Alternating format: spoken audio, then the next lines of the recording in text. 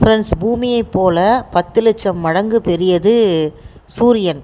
அப்போ அந்த சூரியனில் நமக்கு எப்படி சன்லைட்டு கிடைக்குதுன்னா அணுக்கரு பிளவை நடக்குது இல்லையா?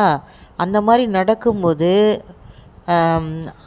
அங்கே பயங்கரமான, அதாவது இந்த வெடிகுண்டு நிகழ்வு மாதிரி தான், அது மாதிரி வெடிச்சுக்கிட்டே இருக்குது. அப்போ எவ்வளோ சவுண்டு கண்டினியூஸாக, வேறு நேச்சுரலுங்கிறது என்னது, கண்டினியூஸாக நடந்துகிட்டு இருக்குது.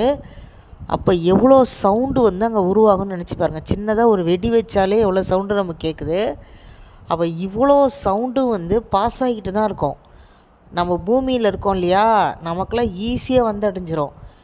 ஏன் நமக்கு கேட்கல அப்படின்னு சொன்னால், பூமியை சுற்றி ஒரு 80 கிலோமீட்டருக்கு அட்மாஸ்பியர் இருக்குது. பூமிக்கு மேலே ஒரு போர்வையாக, அதுக்கு வெளியே வெற்றிடம் தான் இருக்குது. அந்த வெற்றிடத்தினை தாண்டி பூமிக்கு வர முடியல அதால். அப்படி வந்துச்சுன்னு வச்சுக்கோங்க, அவ்வளோதான்.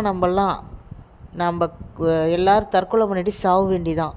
கண்டினியூஸாக காதில் வெடிக்கிற சத்தம் கேட்டு இருந்தால் நம்ம என்ன ஆகும் நினச்சி பாருங்கள் ஃப்ரெண்ட்ஸ். எவ்வளோ நம்ம கொடுத்து வச்சவங்கன்னு. இதெல்லாம் தாண்டி தான் நம்ம வாழ்ந்துட்டுருக்குறோம்.